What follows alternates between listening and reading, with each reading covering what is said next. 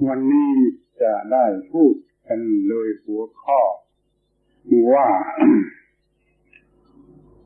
สมาธิภาวนาในพุทธศาสนา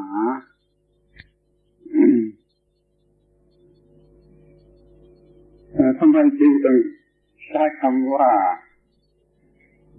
ในพุทธศาสนา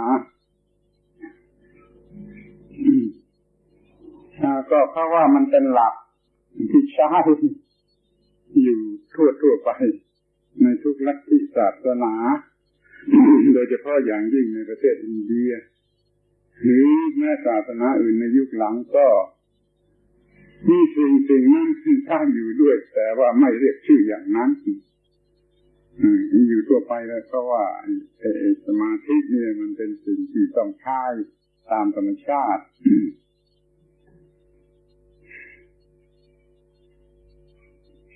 มันก็มีลักษณะเป็นการทำความเข้าใจระหว่างศาสนาอยู่ด้วยเหมือนกันโดยทุกศาสนาจะมีสิ่งที่เรียกว่าสมาธิและสมาธิภาวนาสมาธิก็คือเรื่องสมาธิสมาธิภาวนาก็คือเรื่องการพัฒนาด้วยอำนาจของสมาธิที่ใช้สมาธิในการพัฒนา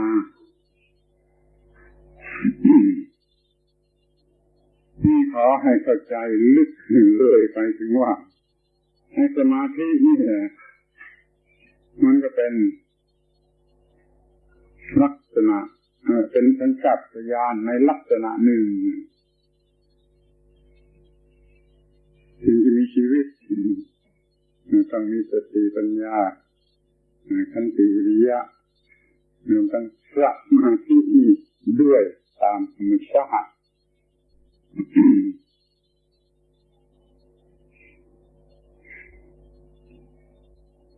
สมาธิตามสัญชาตญาณนั่นมัน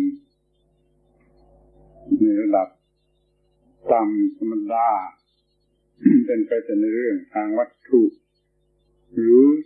ระบบประสาทจะมากกว่าที่จะเป็นเรื่องทางจิตใจแต่มันก็เป็นเรื่องทางจิตใจหลีกไม่พ้น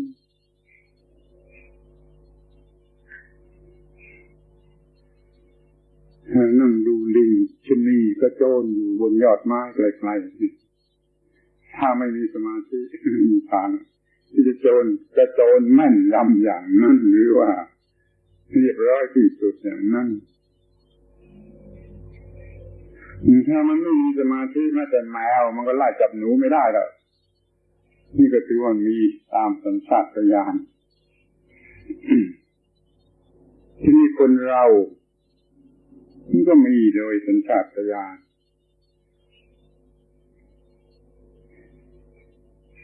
ทำไมเด็กคนป่าคนดงขว้างก้อนหินนั่นยำหรือขว้างอาวุธนั่นยำอยู่ลูกเด็กๆของเราทำไมจึงเล่นพอยกองเล่นโยนลุ้มเล่นปลาเป้าอันนี้ได้นั่นยำนั่นมันก็ว่ามันมีไอ้สิ่งที่เรียกว่าสมาธิอยู่แล้วโดยสัญชาตญาณถือได้เป็นหลักทั่วไปว่าสมาธิก็เป็นสัญชาตญาณอันหนึ่งที่รวมอยู่ในสัญชาตญาณด้วยเป็นสัญชาตญาณน้อยๆก็ตามที่รวมอยู่ในสัญชาตญาณแม่บทแล้วก็ปรากฏว่ามันไม่พอที่จะมาใช้ในกิจกรรมทางจิตที่สูงขึ้นไปมันจึงมีการฝึกมีการค้นคว้าที่จะให้มีคุณสมบัติอันนี้เลยให้มากขึ้นมาตั้งแต่แรกเริ่มที่มนุษย์เราเจริญขึ้นโดยวัฒนธรรมทางวัตถุเจริญขึ้นไปเท่าไรวัฒนธรรมทางจิตใจมันก็ค้นพบและเจริญเคียงคู่กันไปเท่านั้นเลยดังนั้นพวกฤาษีมุนีในป่าในดงก็ค้นพบสมาธิที่สูงกว่าธรรมชาติ คือสามารถเอามาใช้ให้ดีกว่าควบคุมได้ดีกว่าเพื่อประโยชน์ที่สูงกว่ามีสิ่งดีทั้งหลายเหล่านั้นก็พบเมื่อสูงขึ้นมาตามลำดับมันจะเป็นเวลากี่หมื่นปีหรือกี่แสนปีก็ไม่มีใครบอกได้หรอกแต่เป็นที่เชื่อแน่ได้ว่ามันมีขึ้นมาตามลำดับจนกระทั่งว่ามันสูงสุดของเรื่องสมาธิตั้งแต่ก่อนพระพุทธเจ้าเกิดขึ้น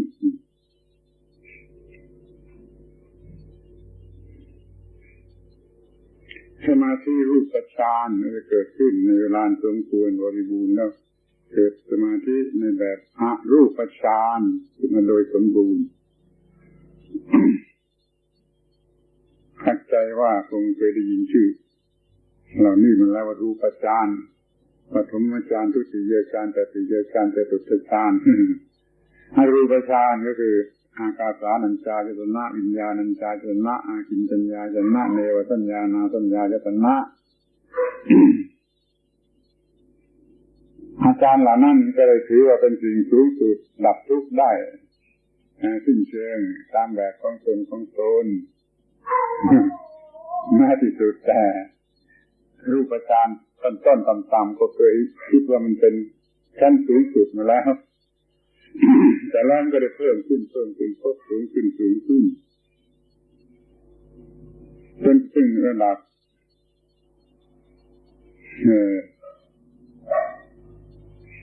เนวสัญญานาสัญญายตนะพระพุทธเจ้าก่อนแต่เป็นพระพุทธเจ้ายังเป็นพระสิทธัตถะเที่ยวแสวงหาเขาได้ศึกษาสิ่งเหล่านี้จนหมดสิ้นอาจารย์คนสุดท้ายที่ชื่อว่าอุตกดาบทรามบุตรนี่ก็สอนเรื่องเนวสัญญานาสัญญายตนะแล้วก็บอกว่ามีเท่านี้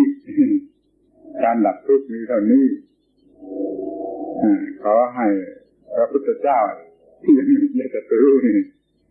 อยู่ด้วยกันเผยแผ่ลัทธินี้ต่อไปพระพุทธเจ้าท่านก็ว่ารู้สึกว่าท่านถึงแต่ว่าจะขอศึกษาต่อไปก็รู้สึกว่ายังไม่ใช่ที่สุดแห่งการดับทุกข์แต่ละสมาธิระบบเหล่านี้ทั้งรูปฌานทั้งอรูปฌานนี่ต่อมาก็ได้รับการต้อนรับเข้ามาใช้ในพุทธศาสนาซึ่งต้องมีการดัดแปลงเล็กน้อยเป็นธรรมดาให้มันเข้ารูปเข้าเรื่องแต่แล้วก็ไม่ได้ถือว่าเป็นสิ่งดับทุกข์สิ้นเชิงแล้วสิ่งที่สูงขึ้นไปกว่านั้นซึ่งก็ได้ทำให้เกิดขึ้นด้วยสมาธิเหล่านี้ก็เกิดมีสิ่งใหม่ที่สูงกว่านั้นคือดับทุกข์ได้คือระบบวิปัสสนา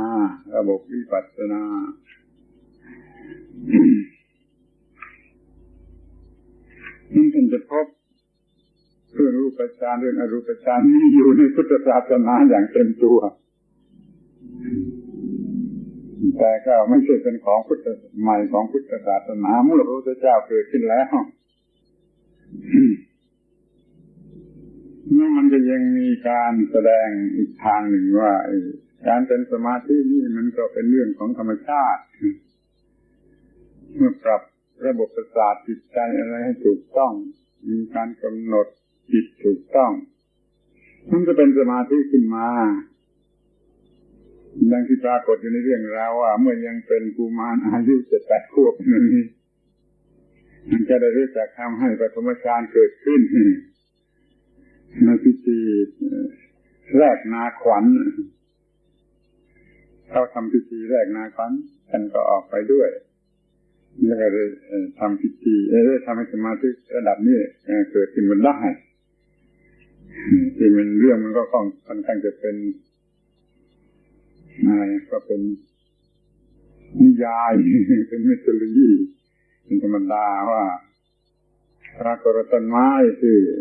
ถ้าไปนั่งใต้โคนและทำสมาธินั้น เงามันไม่เปลี่ยนไหวมันไม่เปลี่ยนไปตามดวงอาทิตย์ที่ขึ้นมาโดยลำดับยังเที่ยงตรง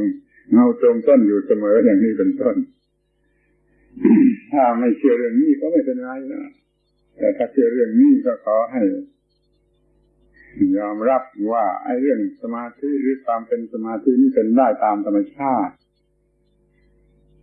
นี่จะเป็นเรื่องทุกข์เรื่องบังเอิญอะไรก็ตามแต่มันมีการกำหนดจิตอย่างนั้นแล้วมีสมาธิอย่างนั้นอย่างนี้นั่นก็ได้พบมากขึ้นโดยผู้ที่ตั้งใจพบเป็นฤาษีมุนีที่เราเรียกกันดาบทอะไรก็ตามมันเป็นผู้บำเพ็ญเพียรในทางจิตนี่เป็นนั้นว่ามันเป็นเรื่องดึกดำบรรพ์มากทีเดียวที่จะใครจะตอบได้ว่ามันมีมาตั้งแต่เมื่อไร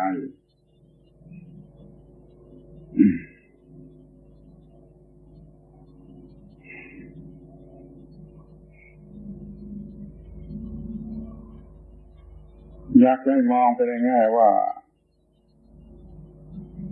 มันเป็นสิ่งที่มีอยู่ตามธรรมชาติในลักษณะสัญชาตญาณแล้วมันไปจับมาให้มันฝึกปรับปรุงเข้ามันก็เลยสัญชาตญาณเป็นสมาธิชนิดที่ได้เจริญเป็นภาวิตะสมาธิสูงขึ้นไปกว่าที่จะเป็นไปตามสัญชาตญาณเพราะนั้นจริงไม่ใช่สิ่งเหลือวิสัยที่ใครจะมีสมาธิถ้ามันมีอยู่แล้วตามสัญชาตญาณเมื่อฝึกให้ดียิ่งขึ้นมันก็มีอย่างที่เป็นภาวิตะญาณเกิดขึ้นแล้วก็ความรู้ที่ทำให้ได้เกิดใหม่ขึ้นมา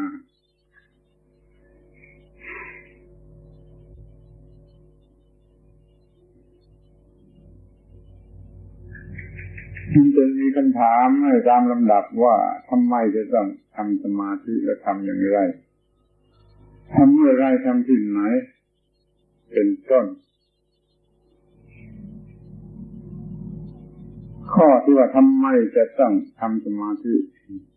หรือฝึกสมาธิมีขึ้นมาก็เพราะว่าของเดิมมันไม่พอทุนเดิมตามสัญชาตญาณนั้นมันไม่พอมันต้องการจะทำอะไรที่มากไปกว่านั้น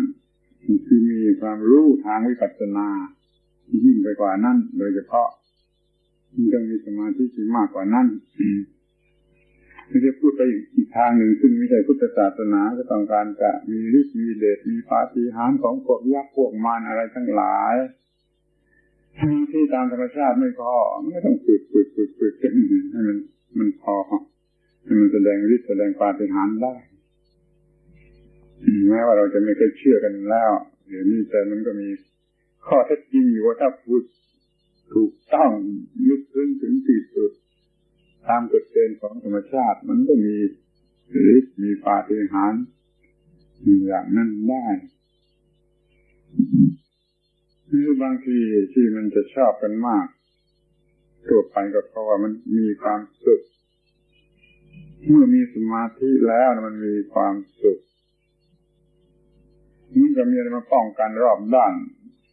จิตไม่ถูกกระทบกระทั่งด้วยสิ่งใดๆมันก็เป็นจิตใหม่อยู่ในโลกใหม่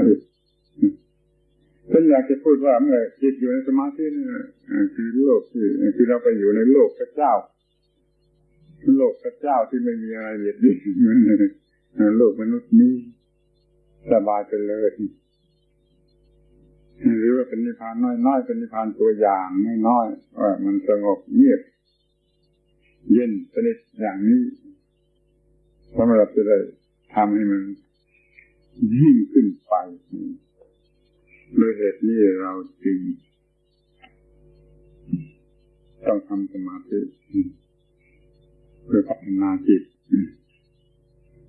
ในเรื่องปัจจุบันนี่จะต้องคิดนึกอะไรลึกซึ้งออกไปมันก็ต้องการสมาธิที่ยิ่งขึ้นไป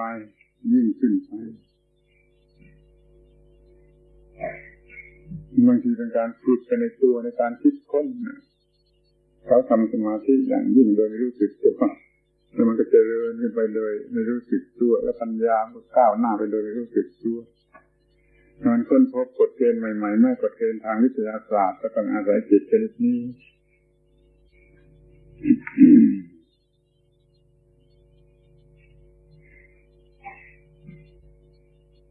ทีนี้ถ้าว่าจะตั้งคำถามว่าคืออะไรชัดลงไปโดยตัวหนังสือคำว่าสมาธิแล้วความตั้งมั่นความมั่นคงอย่างสม่ำเสมอของจิตสะอาสังอธิตั้งมั่นอย่างสม่ำเสมอมั่นคงของจิตโดยตัวหนังสือก็ว่าอย่างนี้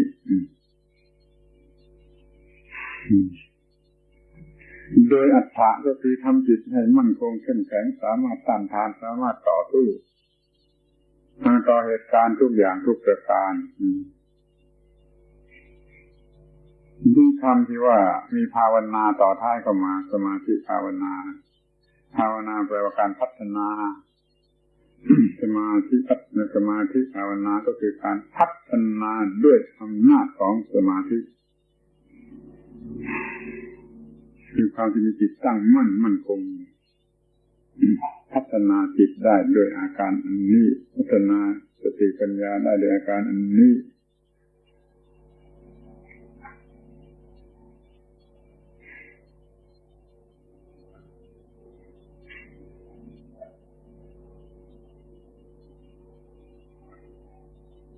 เมื่อพัฒนาแล้วมันเกิดผลที่ไม่เคยเกิดมากมายจนในพุทธศาสนานี่ที่เป็นว่าจะนำมาซึ่งผล4 อย่างหรือ4 หมวดที่ทำให้เราสามารถมีความสุขได้ทันความต้องการความสุขเมื่อใดเข้าสมาธินั้นแล้วมีความสุขได้ทันทีตามที่เราต้องการที่เรียกว่าเพื่อความสุขในปัจจุบันแล้วข้อที่ 2ก็ว่าเพื่อมี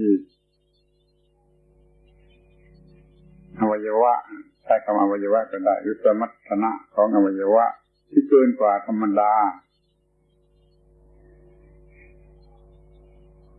เช่นว่ามีหูมีตามีอะไร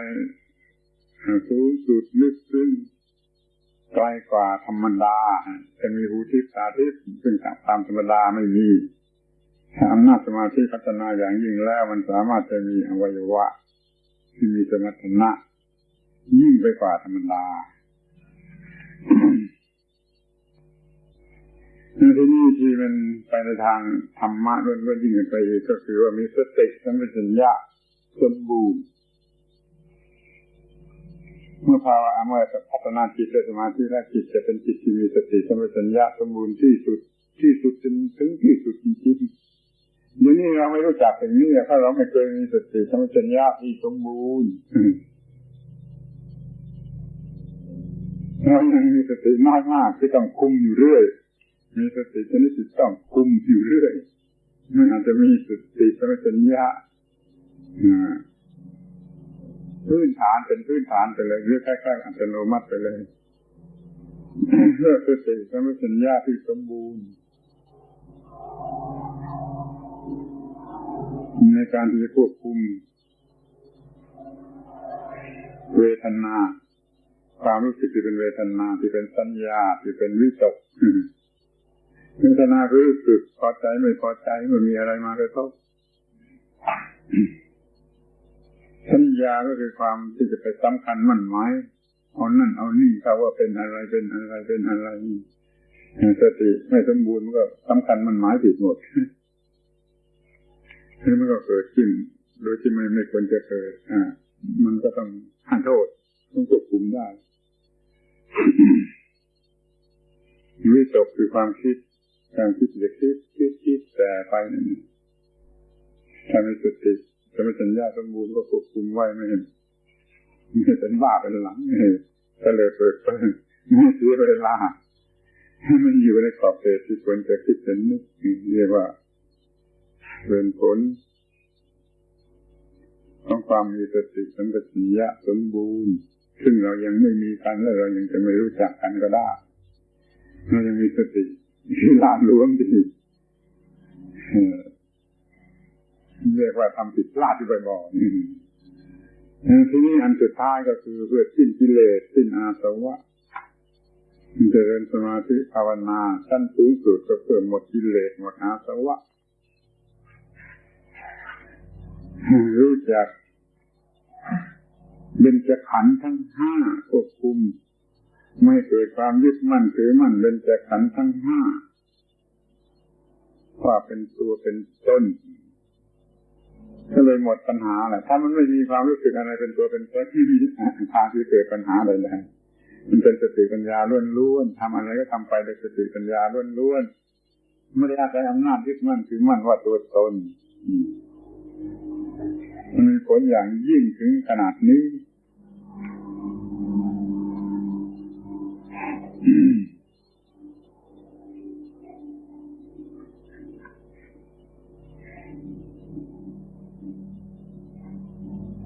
ถ้าจะถามว่าทำอย่างไรคำตอบตั้งแต่ต้นไปทีเดียวก็มันตอบง่ายๆว่าจิตกำหนดที่อารมณ์ใดอารมณ์หนึ่งคือกำหนดสิ่งใดสิ่งหนึ่งจะเป็นรูปธรรมหรือเป็นนามธรรมก็ได้จะกำหนดลมหายใจกำหนดดวงสีต่างๆหรือกำหนดซากศพเป็นต้นมันก็เรียกว่ากำหนดสิ่งที่มีรูปธรรมเป็นรูปธรรมถ้ากำหนดสิ่งที่เป็นนามธรรมนี่กำหนดในความหมายของสิ่งที่ควรจะกำหนดเช่นกำหนดในคุณของพระพุทธเจ้าในคุณของพระธรรมในคุณของพระสงฆ์ถ้าไม่มีจะมีพระเจ้าก็กำหนดในคุณของพระเจ้า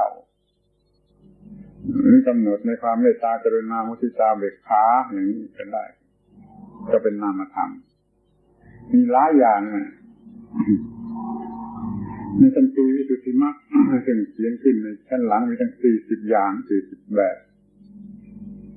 แต่เราที่นี่โดยเฉพาะพอใจแบบที่เรียกว่าอานาปานสติแบบเดียวนั้นแบบอานาปานสตินี่มีพูดถึงใน40แบบนิดหน่อยใช้ไม่ได้ไม่พอต้องอาศัยพระสูตรดั้งเดิมที่ว่ามีอยู่ในพระบาลีโดยตรงคืออานาปานสติสูตรซึ่งมีอยู่ในพระไตรปิฎกแล้วก็ใช้คำอธิบายที่มีอยู่ในคัมภีร์ในพระไตรปิฎกเองไม่ต้องมาพึ่งอัตถกถาคือคัมภีร์ที่เรียกว่าปฏิสัมภิทามรรคมีคำอธิบายเรื่องนี้โดยสมบูรณ์อย่าเอาไปปนกับคำว่าวิสุทธิมรรควิสุทธิมรรคนี่เป็นหนังสือชั้นอัตถกถาชั้นหลังล่วงมาตั้งพันปีก็ถึงแต่งคัมภีร์วิสุทธิมรรคคัมภีร์ปฏิสัมภิทามรรคในระดับเดียวกับพระบาลีเลย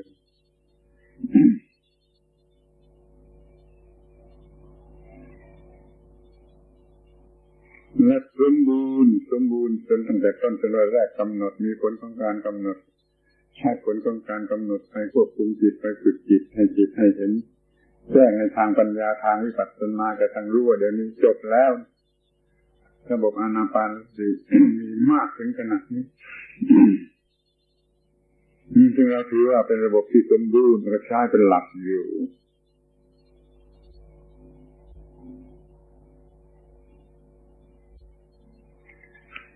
ทีนี้จะรู้ได้อย่างไรว่าจิตเป็นสมาธิเป็นสิ่งที่รู้ได้ง่ายโดยหลักธรรมดาขอให้สังเกตจำให้ดี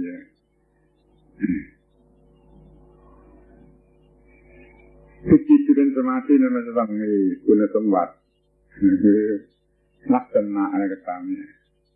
3อย่างเนี่ยคำบาลีนี่ก็บริสุทธิ์หมายความว่าเกลี้ยงจากกิเลสเวลานั้นกิเลสไม่ได้ถูกรบกวนเลยถ้ากิเลสรบกวนอยู่นิวรณ์รบกวนอยู่ไม่เป็นสมาธิจิตสะอาดบริสุทธิ์หรือเกลี้ยงลักษณะหนึ่งอย่างนี้อย่างที่สองเรียกว่าสมาหิโตสมาหิตะตั้งมั่นรวมกำลังกันถึงที่สุด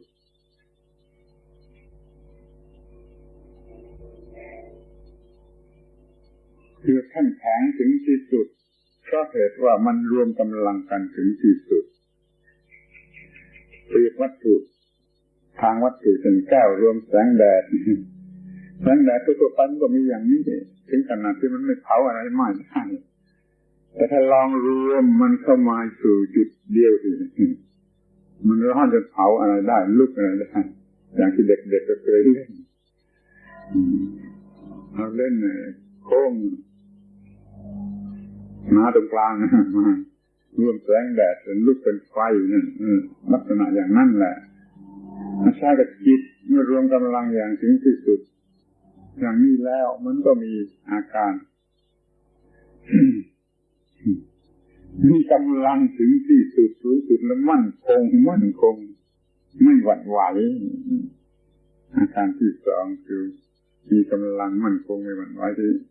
ลักษณะที่สามก็คือเรียกว่ากัมมนิโยแปลว่าสมควรแก่หน้าที่คือการงานกัมมะก็คือการงานอนิยะก็คือเหมาะสมแก่การงาน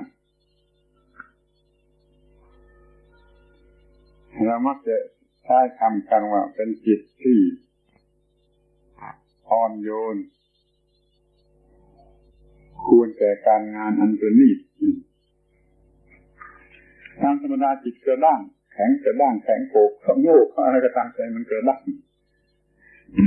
จะไม่ได้ทำมาที่ดีถึงที่สุดแล้วมันเปลี่ยนสภาพเป็นอ่อนโยนจะน้อมไปทำอะไรก็จะทำได้ดีที่สุดไม่ใช่ขี้ผึ้งแข็งปั้นอะไรไม่ได้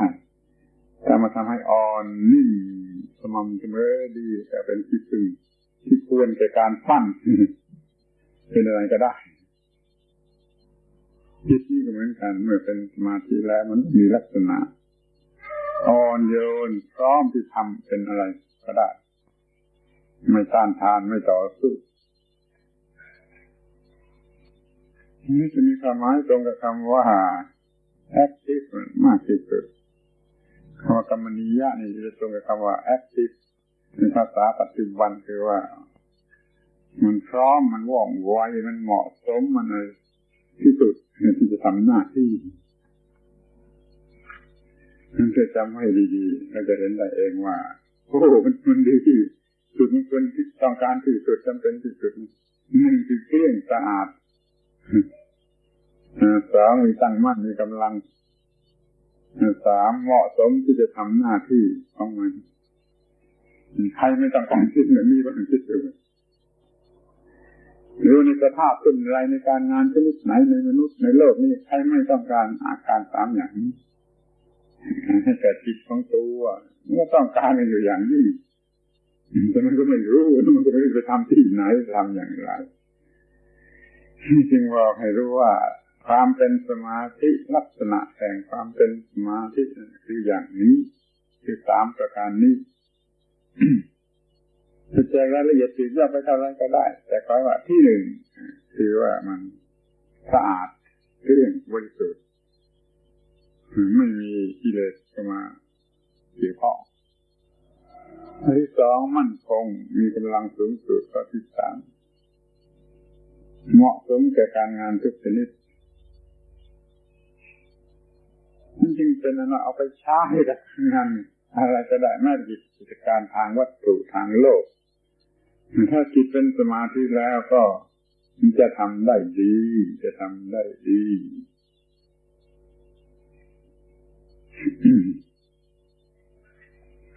ที่ระบบวิธีที่จะทำให้เป็นสมาธินั้น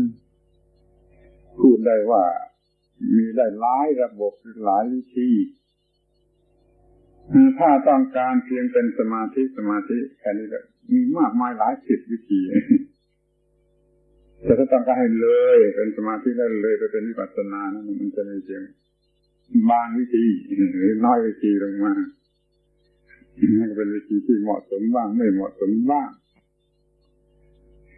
เราเลือกเอาเท่าที่จะเลือกได้ จากพระบาลีทั้งหมดทั้งสิ้นพบว่าวิธีอานาปานสติ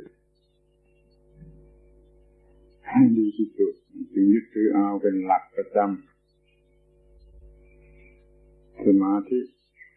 ของสวนโมกข์แล้วก็ไม่ยอมให้เรียกว่าสมาธิแบบสวนโมกข์ไม่ยอมให้เรียกว่าสมาธิแบบสำนักนั้นแบบสำนักนี้แบบอาจารย์นั้นแบบอาจารย์นี้ไม่ใช่ไม่ได้มันไม่จริง มันเป็นแบบของพระพุทธเจ้าโดยตรงที่ได้ตรัสว่าอย่างไรมีบางแห่งก็กล่าวไว้ถึงกับว่าพระพุทธเจ้าเองก็ได้ตรัสรู้ด้วยสมาธิแบบนี้คืออานาปานสติหนังสือเก่าๆในเมืองไทยที่แต่งกันรุ่นเก่าๆก็แสดงเห็นได้ว่าเป็นที่รู้จักกันแพร่หลายถ้าเขาพูดถึงเรื่องทางจิตใจแล้วก็ใช้คำอานาปานนั่นเลยนี่เป็นลายลักษณ์อักษรเพิ่งจะเปลี่ยนมาเป็นสติปัฏฐานไปเร็วๆนี่ซึ่งมันไม่สมบูรณ์มันเกินสมบูรณ์เองมันพร่ามันมีแต่ชื่อหลายสิบหลายร้อยชื่อไม่ได้บอกเขาปฏิบัติอย่างไรแต่หลักใหญ่ๆก็เหมือนกันกายเวทนาจิตทำสี่อย่างนี้ทำให้เกิดจะไม่ได้บอกว่าทำอย่างไรอานาปานสติบอกชัดทำอย่างนั้นเป็นลำดับมาจนว่าสมบูรณ์ทั้งสี่อย่างทั้งกายทั้งเวทนาทั้งจิตและทั้งธรรม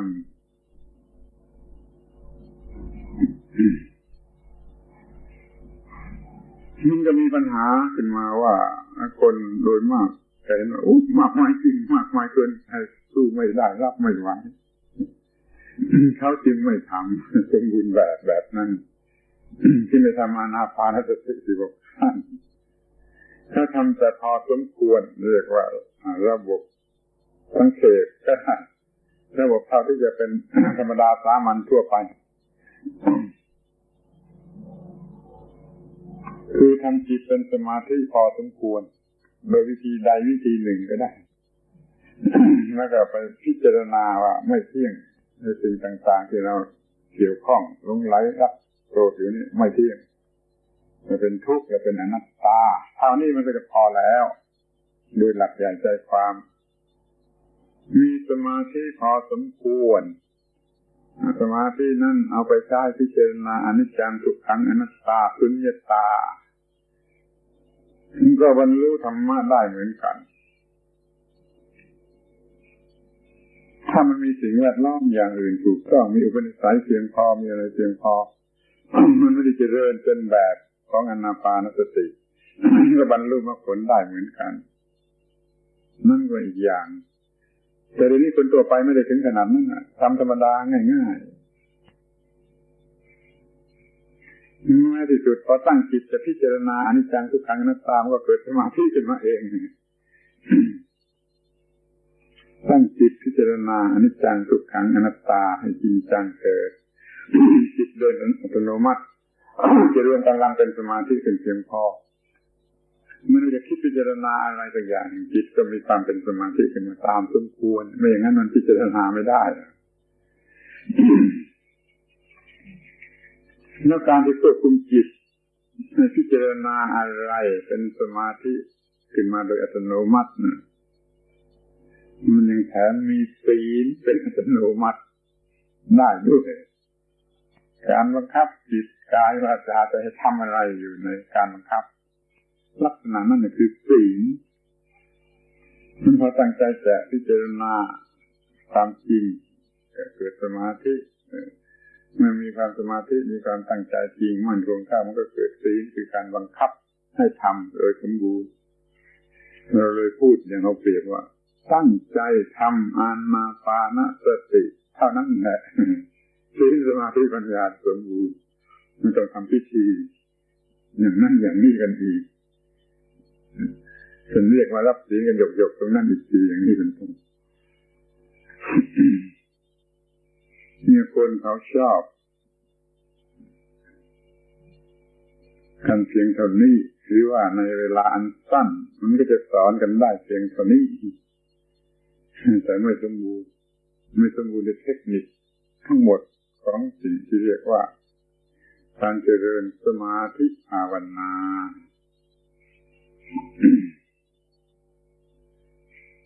จะต้องทำจิต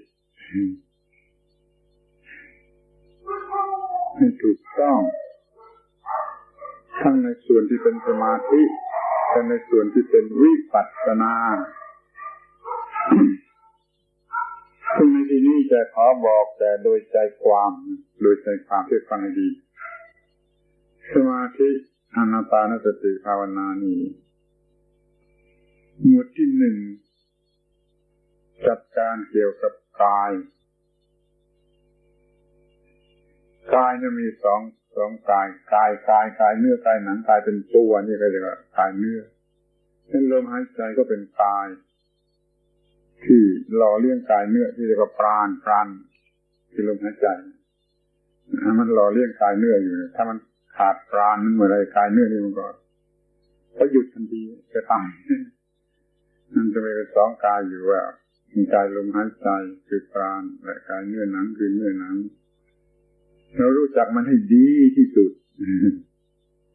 จนสามารถควบคุมมันได้รู้จักลมหายใจยาวรู้จักลมหายใจสั้นรู้จักลมหายใจหยาบรู้จักลมหายใจละเอียด รู้จักมันปรุงแต่งกันอย่างไรหรือว่ามันมีอิทธิพลอย่างไรถ้าลมหายใจยาวมีอิทธิพลแก่กายเนื้ออย่างไรลมหายใจสั้นมีอิทธิพลแก่กายเนื้ออย่างไรลมหายใจหยาบมีอิทธิพลแก่กายเนื้ออย่างไรลมหายใจละเอียดมีอิทธิพลแก่กายเนื้ออย่างไรนี่ความลับมันมีอยู่ว่าเราไม่สามารถจะบังคับกายเนื้อให้สงบระงับโดยตรงได้แต่เราสามารถบังคับโดยอ้อมคือบังคับทางกายลมเพราะกายลมเราบังคับได้ลมหายใจเราบังคับให้หยาบให้ละเอียดให้กำเริบให้ระงับได้เมื่อกายลมมันระงับมันก็ไปปรุงแต่งกายเนื้อให้ระงับเย็นสบายเป็นสุขไปเองบังคับกายเนื้อโดยตรงไม่ได้แต่บังคับโดยอ้อมคือบังคับทางกายลมทำลมให้ละเอียดทำลมให้ระงับทางกายเนื้อก็ละเอียดระงับก็มีผลออกมาเป็นความสุขเพราะมันระงับพอระงับมีความสุขแล้วก็มีความเป็นสมาธิหลังลึกซึ้งตรงที่ว่ากายเนื้อระงับไปด้วยกายลมมีความเป็นสมาธิอยู่ในนั้น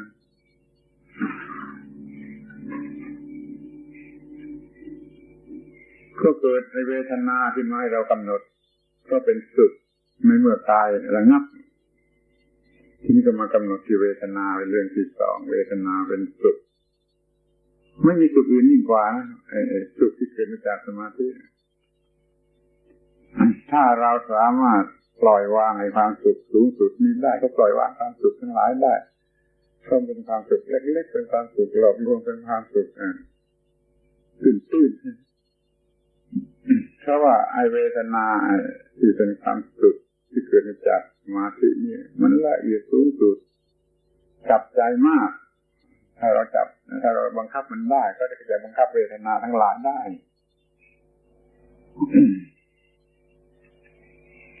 ทำไมจะต้องบังคับเวทนาเพราะไอ้นี่คือตัวการเอกตัวการร้ายทั้งหมดที่จะทำให้เกิดความคิดได้ให้หลงในเวทนาก็มีความคิดผิดหมดไม่หลงในเวทนาก็มีความคิดถูกต้องหมดคิดดีคิดชั่วคิดร้ายคิดอะไรก็ตามมันมีเวทนาเป็นต้นเหตุให้เกิดความคิดขึ้นมาเวทนาที่ต้องการหรือที่ได้รับอยู่มันเป็นเหตุให้เกิดความคิดถ้าไม่ต้องการคิดก็ควบคุมเวทนาไม่ให้ปรุงแต่งจิตก็ไม่เกิดความคิดทีนี้มนุษย์ทั้งโลกรวมทั้งเทวดาด้วยมันก็เป็นธาตุของเวทนาตกอยู่ใต้อำนาจของเวทนาแห่งตนทั้งนั้นเลยมันจึงมีความทุกข์ไปทางธาตุเวทนานั่น สมาทำความรู้แจ้งว่าเวทนานั้นคืออะไรมีอิทธิพลอย่างไรไปถึงไหนมันก็ควบคุมได้ความคิดก็ถูกต้องแนวดำเนินชีวิตก็ถูกต้องนี่เวทนาที่เรียกว่าปีติก็คือความสุขที่มันฟุ้งซ่านถ้ามันไม่ฟุ้งซ่านแล้วก็เรียกว่าความสุขนั่นเวทนาในที่นี้จึงเอามาพูดเพียงสองอย่างคือปีติและสุขความสุขที่ฟุ้งซ่านตื่นเต้นเกิดมาจากการประสบความสำเร็จนี่ก็ความสุขที่มันตื่นเต้นคือปีตินี่ก็กระตุ้นความคิดไปแบบทุนพลันด้วยนี่ความสุขที่สงบไม่ตื่นเต้นอย่างนี้เรียกว่าความสุขแต่ความสุขนี่ก็ปรุงแต่งจิตนี่เป็นอย่างตัวนี้ทั้งสองอย่างนี้ปรุงแต่งจิตถ้าเราควบคุมสองอย่างนี้ได้คือเราควบคุมจิตได้ควบคุมความคิดได้ไม่ให้เกิดไปในทางที่ไม่น่าปรารถนานี่อานาปานสติข้อที่สองจัดการกับเวทนาซึ่งปรุงแต่งจิตให้อยู่ในอำนาจของสติปัญญาให้ปรุงแต่ในทางที่ควรปรุงหรือไม่ปรุงมันจะเลยก็ได้ทีนี้ก็มาถึงหมวดที่สามจัดการกับจิตถ้าเรารู้เหตุรู้ปัจจัยของจิตดีแล้วคือเวทนาเราก็มาจัดการกับจิตโดยใช้ความรู้อันเกี่ยวกับเวทนาในชั้นแรกนี่จะต้องรู้จักสังเกตว่าจิตนี่เป็นไปได้กี่อย่างเปลี่ยนแปลงไปได้กี่อย่างกี่สิบอย่างก็สุดแล้วมันกี่อย่างก็แล้วกันมันอย่างนั้นที่เราไม่ต้องการมากมายอย่างนี้เราต้องการให้จิตสดชื่นแจ่มใสบันเทิงรื่นเริงนี่ข้อหนึ่งและทำจิตตั้งมั่นรวมกำลังมั่นคงข้อหนึ่งและทำจิตปล่อยออกซึ่งสิ่งที่มันยึดมั่นถือมั่นว่าอยู่นี่สำคัญที่สุดทีนี้เราไม่สามารถจะทำจิตให้บันเทิงจิตซับเศร้าง่วงเงี่ยซึมเศร้าเป็นไปด้วยความเครียดจะอีกยิ่งกว่านิวรณ์สามารถจะบังคับออกไปได้เป็นจิตสบายบันเทิงรื่นเริงอยู่ในความถูกต้องพอใจถูกต้องพอใจนั่นทำบังคับจิตให้ตั้งมั่นโดยวิธีที่แล้วมาให้ตั้งมั่นเพื่อว่ากำลังจะได้สูงสุดมีกำลังจะได้สูงสุดนี่คือนี่ก็บังคับจิตให้ปล่อยสิ่งที่มันยึดมั่นถือมั่นไว้เรามีความโง่เท่าไรยึดมั่นอะไรไว้บ้างพิจารณาตอนนี้ยึดมั่นถือมั่นทรัพย์สมบัติเกียรติยศชื่อเสียงอำนาจวาสนาอะไรก็ตามจนมันกัดตัวเองจะเป็นบ้าอยู่แล้วเพราะความยึดมั่นถือมั่นที่เพื่อให้มีความเข้าใจกว้างออกไปในความยึดมั่นถือมั่นมันมีอยู่โดยไม่รู้สึกเดี๋ยวนี้เขาก็สอนในความให้ยึดมั่นถือมั่นทำอะไรให้ดีที่สุดจนเด็กจะเป็นบ้าอะไรไปหมดตามหลักธรรมะไม่ต้องการให้ยึดมั่นถือมั่นเพราะยึดมั่นถือมันเป็นทุกข์แล้วมันหนักต้องการให้ถือไว้แต่พอดีที่เคยยึดมั่นถือมั่นปล่อยออกไปเสียให้คงเหลืออยู่แต่พอดีก็จะเคยพูดเมื่อคราวก่อนแล้วว่ามีคำสองคำที่จะต้องจำไว้คือคำว่าอุปาทานกับคำว่าสมาทานเราจะมีอะไรในชีวิตปกตินี่แหละก็ต้องมีเพียงขนาดสมาทานถือว่าอย่างดีอย่าให้เครียดไปถึงอุปาทานยึดมั่นถือมั่นโดยอุปาทานโดยกิเลสตัณหาอย่าเลยยกตัวอย่างง่ายๆจะมีเงินถ้าถือว่าอย่างดีไม่ต้องเป็นห่วงไม่ต้องร้อนใจไม่ต้องทรมานใจแต่ถ้ามันมีอุปาทานแล้วมันจะไปเก็บไว้ในธนาคารปลอดภัยแล้วมันก็ยังมาซุ้มอยู่บนศีรษะในความยึดมั่นถือมั่นวิตกกังวลห่วงใยอะไรอยู่ เพราะมันยึดมั่นถือมั่นหรือปาทานมันไม่มีเพียงสมาทานถือว่าอย่างดีก็พอแล้วมีวัวควายไร่นาก็เหมือนกันมันอยู่ในทุ่งนาก็ดีแล้วอย่ามาอยู่บนหัวมันเจ้าของนอนไม่หลับเลยด้วยความยึดมั่นถือมันอยู่บนศีรษะของเจ้าของนอนไม่หลับในความยึดมั่นถือมั่นน่ะมันนำไปสู่ความวิกลจริตที่เป็นวิกลจริตกันมากขึ้นเป็นโรคประสาทกันมากขึ้นเป็นบ้ากันมากขึ้นเพราะมันมีอุปาทานยึดมั่นถือมันปล่อยไม่เป็นมันไม่รู้เรื่องที่จะปล่อยถ้ามันมีอย่างสมาทานอย่างถูกต้องและพอใจในความถูกต้องก็พอแล้วมันก็จะไม่มีใครเป็นโรคประสาทหรือเป็นบ้าคือฆ่าตัวตายเพราะเหตุที่มีนั่นมีนี่นับตั้งแต่วัตถุสิ่งของกระทั่งเกียรติยศชื่อเสียงอะไรก็ตามที่เขายึดมั่นกันนักนี่ว่าถ้าบังคับจิตมันก็มี3อย่างนี้เท่านั้นมันเข้าไปบันเทิงรื่นเริงเป็นสุขได้ตามที่ต้องการเมื่อไรก็ได้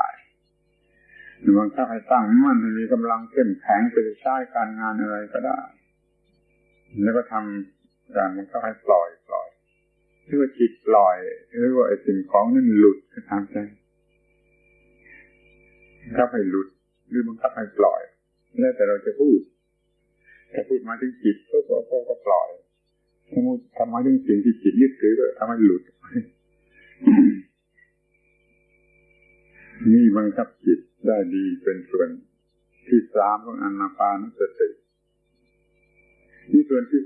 4เมื่อจิตอยู่ในอำนาจบังคับบัญชาอย่างนี้ดีแล้วจิตนี้ก็มาทำวิปัสสนามาดูความไม่เที่ยงความเปลี่ยนแปลงความเป็นทุกข์เป็นอนัตตาเรียกว่าวิปัสสนาเนี่ย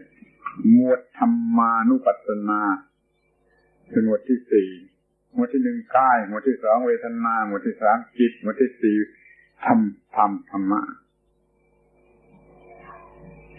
อนิจจังทุกขังอนัตตานั่นแหละเป็นสิ่งที่ต้องมองเห็นการบรรลุมรรคผลนิพพานสำเร็จด้วยการมองเห็นอนิจจังทุกขังอนัตตาเห็นที่สุดหมดจดทีเดียวหมดที่สุดก็เป็นพระอรหันต์ถ้าเห็นน้อยไม่ถึงที่สุดก็เป็นพระโสดาบันสกิทาคาเป็นอนาคาไปตามส่วนแต่เรื่องเดียวกับเรื่องเห็นอนิจจังทุกขังอนัตตาเพราะเรื่องนี้เป็นเรื่องที่มนุษย์ไม่เห็นและโง่หลงที่สุดเขาเป็นตัวเป็นตนเป็นของตนโดยสัญชาตญาณมันมีมาอย่างนั้นและควบคุมไม่ได้ไม่มีการพัฒนาสัญชาตญาณเลยกลายเป็นกิเลสสมบูรณ์เป็นอวิชชาสมบูรณ์มีตัวมีตนมีของตนก็ยึดมั่นจนเป็นทุกข์ชีวิตเลยกลายเป็นของหนักก็ยึดมั่นสิ่งใดสิ่งนั้นก็เป็นของหนักไม่ยึดมั่นสิ่งใดสิ่งนั้นก็ไม่เป็นของหนักเห็นได้ง่ายๆจะหยิบอะไรมาหิ้วก็ว่าก็หนักมือหยิบอะไรมาทูลว่าเป็นศีรษะมันก็หนักที่ถ้าไม่ถือไม่ยึดมั่นอะไรมันก็ไม่หนักที่เราควรจะเข้าใจในเบื้องต้นง่ายๆเกี่ยวกับอนิจจังทุกขังอนัตตาเช่นว่าสิ่งทั้งปวงเปลี่ยนแปลงเรื่อยเพราะมันมีเหตุมีปัจจัยบรรดาสิ่งทั้งปวงที่เกี่ยวข้องกันอยู่กับมนุษย์เรียกว่าสังขารมีสิ่งทั้งปวงในฝ่ายนี้มันเปลี่ยนเรื่อย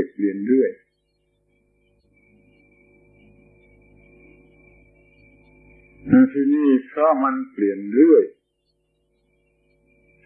มันก็เกิดอาการเป็นทุกข์ขึ้นมาแต่ผู้ที่ยึดถือถ้ามันเปลี่ยนเรื่อยนั่นมันบังคับหรือว่ามันทำให้เกิดผลเป็นความทุกข์ขึ้นมาที่มันเกิดผลเป็นความทุกข์ขึ้นมาแล้วไม่มีตัวตนไหนต่อต้านได้นี่คือความเป็นอนัตตาในวงแคบๆอย่างนี้เข้าใจได้ง่ายความเปลี่ยนแปลงเรื่อยทำให้เกิดอาการเป็นทุกข์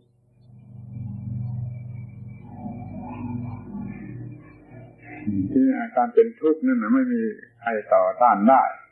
ไม่มีตัวตนไหนที่จะต่อต้านมันได้นี่คืออนัตตาเป็นมีแต่ตัวตนที่เป็นทุกข์เพราะมันไม่ใช่ของจริงอะไรมันไม่ใช่ตัวตนอะไรมันก็คือสังขารที่เปลี่ยนไปหรือจิตที่ไปยึดมั่นในความเปลี่ยนไปแล้วก็เป็นทุกข์ความหมายของอนิจจังทุกขังอนัตตาเป็นอย่างนี้ก็เปลี่ยนเรื่อยจึงเกิดการบีบคั้นเผาลนทนทรมานแล้วก็ไม่มีตัวตนอะไรที่ไหนที่จะไปต่อต้านได้ลองเป็นทุกข์ทั้งที่ถ้าไม่รู้เรื่องนี้สมบูรณ์มันก็จะไม่ยอมรับเอาไม่เที่ยงเป็นทุกข์เป็นอนัตตามาเป็นของตนเพราะมันเห็นว่ามันไม่ใช่ตนอะไรที่ไหนมันเป็นการเปลี่ยนแปลงไปตามธรรมชาติเท่านั้นเองมันเป็นวิทยาศาสตร์ของธรรมชาติที่ต้องเรียนแล้วจะหยุดความเป็นทุกข์จะได้มีเมื่ออนิจจังทุกขังอนัตตามันก็เกิดการคลายความปล่อยวางคลายความยึดมั่นเรียกว่าวิราคะจางคลายแห่งความยึดมั่นคลายไปก็หมดนิโรธะดับกิเลสดับทุกข์ดับความยึดมั่นถือมันแล้วอีกขั้นก็รู้โอ้เดี๋ยวนี้หมดแล้วปล่อยหมดแล้วพูดโดยสมมติไอ้หน้าหัวเราะก็ว่าคืนเจ้าของหมดแล้วเจ้าของเดิมคือธรรมชาติหรือของพระเจ้าสุดแท้ที่ไปเอามาเป็นของกูเอามาเป็นตัวกูมันกัดให้กัดเอาสมน้ำหน้าเลยนี่คืนปล่อยไปคือเจ้าของเดิมไม่กัดไม่ทุกข์อีกแล้วนี่หมวดที่สี่ท่านจะเห็นได้โดยแสดงว่าจะมีเทคนิคยิบไปหมดในการที่จะประพฤติธรรมแล้วคนก็ว่าโอ้มากไปอาตมาคิดว่าพวกฝรั่งคงจะพอใจสิ่งที่สมบูรณ์ในเทคนิคอย่างนี้แต่ก็มีฝรั่งเป็นอันมากเพราะว่ามากเกินไปไม่ยอมรับระบบนี้ตรงนี้นี่เราก็พูดได้หมดถึงเชิงรู้กันว่าโดยถึงเชิงมันมีถึงขนาดนี้ถ้ามันจะสมบูรณ์ในระบบอานาปานสติ16ขั้นแต่ละขั้นมีแง่มุมเรื่องศึกษาในรูปเทคนิคเป็นอันมากและต้องปฏิบัติในรูปเทคนิคเป็นอันมากมันจึงจะประสบผลมันจริงอาจจะสอนกันได้ในเวลาเล็กน้อยเมื่อยิ่งไปปฏิบัติด้วยแล้วก็ยิ่งเรื่องกินเวลามากเพราะมันเป็นเรื่องของจิตที่บังคับยากแต่ขอให้รู้ไว้แต่ถ้ามีเวลามีโอกาสก็คงจะได้ศึกษากันให้สมบูรณ์ปฏิบัติกันให้สมบูรณ์นี่เรียกว่าวิธีมันมีอยู่2วิธีที่มันทำกันอยู่วิธีง่ายๆถ้าเราคนทั่วไปไม่ชอบเทคนิคก็ทำเพียงศีลสมาธิพิจารณาจังทุกขังอนัตตาถ้ามันมีสิ่งต่างๆแวดล้อมเหมาะสมกับบรรลุมรรคผลได้เหมือนกันแต่ถ้ามันไม่เป็นอย่างนั้นได้หรืออยากจะทำให้สมบูรณ์แบบก็ต้องทำอย่างนี้โดยวิธีอานาปานสตินั่นคือ6ขั้นอย่างที่ว่ามาแล้วทีนี้ก็จะมีว่าที่ไหนหรือเมื่อไรมันทำได้ทุกเวลาทุกสถานที่ทุกเวลาถ้ามันมีอยู่ในจิตในร่างกายของเราลมหายใจเมื่อต้องการจะเปลี่ยนอารมณ์ร้ายเป็นอารมณ์ดีก็เจริญสมาธิเมื่อมีปัญหาเกิดขึ้นก็สร้างสมาธิเกิดขึ้นเพื่อปัญญาจะได้ตัดปัญหาหรืออย่างน้อยเมื่อต้องการความสุขความเย็นใจก็ทำสมาธิก็มีความสุขความเย็นใจทันทีหรือจะต้องการปราบกิเลสฆ่ามารโดยตรงก็ทำสมาธินี่คำตอบที่ว่าทำเมื่อไรเมื่อทำที่ไหนก็ทุกเวลาที่มันมีปัญหาเหล่านี้เกิดขึ้นใช้ประโยชน์อะไรข้อสุดท้ายหน้าที่การงานแม้ทางโลกมันก็ต้องมีสมาธิทุกศาสนาเขาใช้สมาธิทั้งนั้นแต่บางทีเขาก็ไม่เรียกว่าสมาธิแม้แต่การอธิษฐานจิตอย่างใดๆนั่นก็คือสมาธิโดยตรงโดยสมบูรณ์ถ้าไม่เกิดสุขภาพอนามัยทางกายทางใจดีที่สุด ถ้าไม่เกิดสมรรถภาพแก่อวัยวะของร่างกายที่เกินกว่าธรรมดามีสติสมบูรณ์ทำให้หมดกิเลสประโยชน์ที่จะได้รับข้อสรุปความว่ามันเป็นสมบัติเดิมของธรรมชาติสิ่งมีชีวิตต้องมีสมาธิตามสมควรฉะนั้นลิงก็จะกระโดดติดกิ่งไม้ตกต้นไม้ตายหมดแต่ไม่พอต้องพัฒนาสัญชาตญาณนี่เป็นภาวิตญาณสมาธิที่เจริญด้วยปัญญาให้ไปใช้ในกิจการได้ทุกอย่างที่เป็นเรื่องของศาสนาเพราะศาสนาเป็นผู้นำไม่รู้จักใช้ในกิจการในบ้านเรือนก็จะต้องใช้สมาธิไม่ได้ลูกเด็กๆจะเรียนให้ดีเราเรียนให้ดีก็ต้องมีสมาธิ